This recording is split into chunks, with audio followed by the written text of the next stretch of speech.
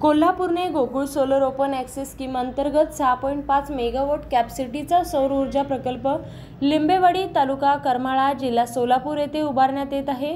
Surgeon रिअल्टीज private limited Pune यांच्या वतीने उभा करण्यात आलेल्या सोलर पार्कमध्ये स्वतःची 18 एकर जागा खरेदी करून हा प्रकल्प उभारत असल्याची व यामुळे गोकुळच्या वीज बिलामध्ये वर्षाला तब्बल 6.5 कोटी रुपयांची बचत होणार असल्याची माहिती गोकुळचे अध्यक्ष अरुण डोंगळे यांनी दिली। अरुण डोंगळे म्हणाले की गोकुळ दूध संघाने विविध माध्यमातून बचतीचे धोरण अवलंबले असून संचालक मंडळाच्या बैठकीमध्ये कोणकोणत्या बाबीमध्ये बचत करता येईल याचा विचार पुढे आल्यानंतर वीज बिलाच्या बचतीसाठी सौर ऊर्जेचा पर्याय समोर आला।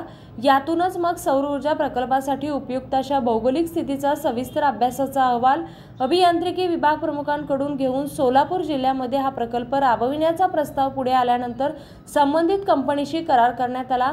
सोलापूर जिल्ह्यातील करमाळा तालुक्यात 18 एकरांवर सौर ऊर्जा प्रकल्प राबविण्याचा निर्णय घेतला आहे।